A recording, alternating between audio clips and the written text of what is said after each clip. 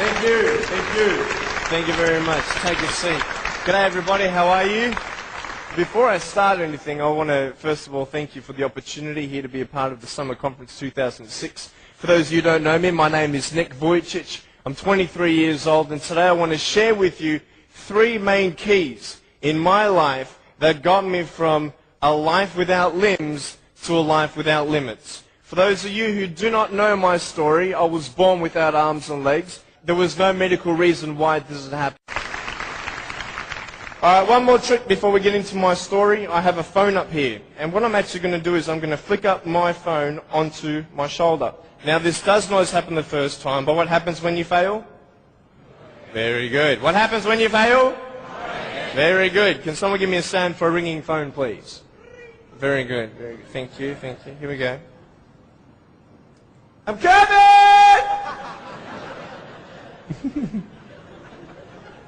Hey. Is that cool? Beautiful. Beautiful. I want you to write down three things for me, please. I want you to, first of all, write down the word perspective. Perspective.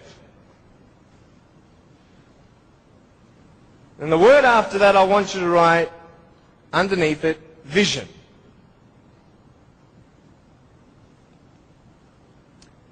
And then underneath that, I want you to put choices. So perspective, vision, and choices. This is what I'm going to be speaking about. I'm going to be real with you and start from the beginning. I was born in a blessed country. I was born to parents with the support I needed. You see, when I was born, it was such a tragedy. It was such a great shock to everybody. We had ultrasounds done when Mum was pregnant with me. I was her firstborn. And my mum made sure that we had the best doctors in Melbourne. My mum was a nurse and delivered hundreds of babies before I was born. She knew exactly what to do and what not to do in her first pregnancy. Yet, having all these precautions, this happened. And anybody who saw me and saw my parents automatically thought that, hey, this is a bad thing. And I mean, for anyone to say that would be a good thing, that is not sane. That would be insane. To say that, hey, congratulations, your baby's born without arms and legs. It was such just a pause in their life where they couldn't breathe. They couldn't fathom. What kind of life is their firstborn son going to live? Without arms and legs, he can't even feed himself. He can't even dress himself. Doctor said I would never be able to stand up, let alone jump around. You know, I'm so thankful that they knew nothing until I was born. Because imagine if my parents did know, and they would have what? The option of abortion. And the majority of the doctors, I believe, would encourage such an act. Why? Because what we see in this child's life is not going to be a good quality lifestyle for you and your child. And the wisest thing you could do is abort. Well, hey, who knew? Who knew that I would become a 23-year-old professional motivational speaker, speaking to 1 million people all around the world, starting schools in third world countries, building hospitals in the future and orphanages and all that stuff. We sponsor 43 kids who don't have food, fresh water and all that sort of stuff. And that's just the beginning. I'm a real estate investor. I'm a stock market investor. I love options trading. That's becoming one of my professions. I love real estate investing. I love the fact that we can make money doing real estate developing. Make our money, make more money. I love that fact. I love the fact, though, above all, that I can give the world something that others cannot. What can you tell me to encourage me? Can you tell me anything? Only if you've been through it. The first thing I got you to write down was perspective. How you see your life is the first key. Who are you? And where are you in life? This is the first question I want to ask you. Even though the world can look at me, they can say, well, a guy having no arms and no legs, his potential is not unlimited, but limited. His potential, just because he has no arms and no legs, humanly speaking, in our logic, he's not going to be as successful as everybody else. Really? Why? Because of his disability. Really? What is a disability? Have you ever thought of that? A disability. I'll tell you what a disability is. Something that would hinder you to achieve something. Now, just because I have no arms and no legs, it doesn't mean that I can't be successful. It doesn't mean that I can't do a business degree like I've done, a Bachelor of Commerce in Financial Planning and Accounting. That didn't stop me. Then what really stops you? Your mind.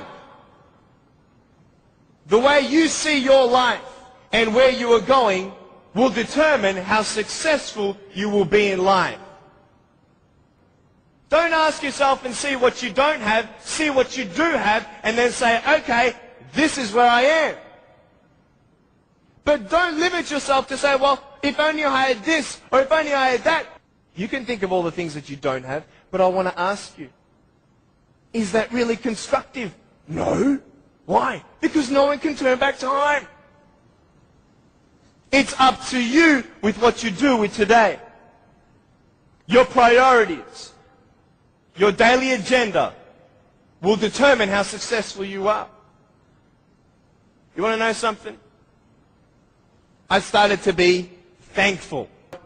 I'm not the only one with something to bear. But I'm telling you, this perspective is everything. Giving yourself enough credit. Write this down. Give yourself credit. Even if the whole world told me that, Nick, you have no arms and no legs, you're not good enough, you're not going to reach your fullest potential, and even if you do, it's not going to be compared to anybody else's potential because you have no arms and no legs. Even if the whole world has that discouragement on you or their view on you, you don't have to believe them.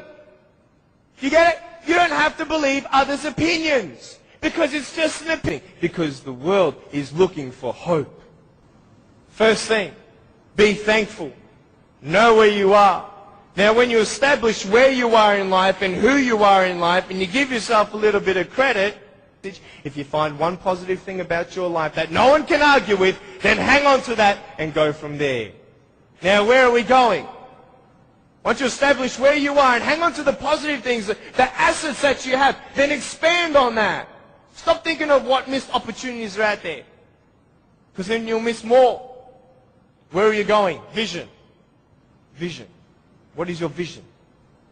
Everybody here today has come to the conference so that you might be better equipped to live your life to its fullest potential in some way or another. Finance. And wherever your goal is, let it be. But let me tell you something scary about your fullest potential. The day you believe you reached your fullest potential is the day you haven't. Write that down. The day you believe you've reached your fullest potential is the day you have not. Because you still have today.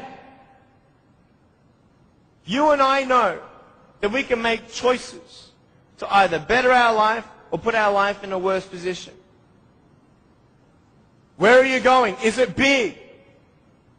Zig Ziglar says, aim your goals and dreams to the heavens, so if they miss, they're still up there with the stars.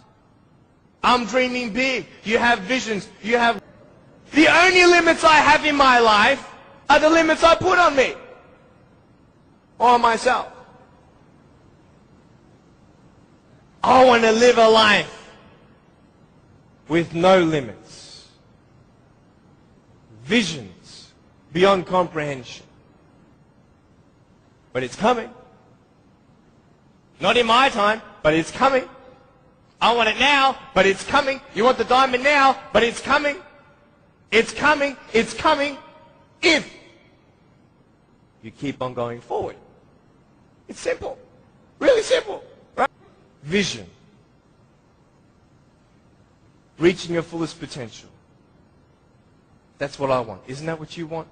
Yes. Yes. Write this down.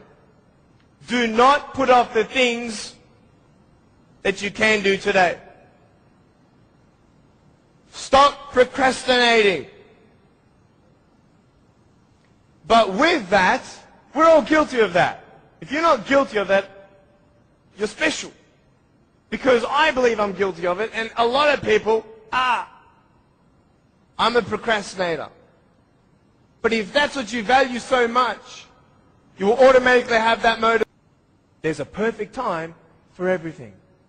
Not now, but it's coming.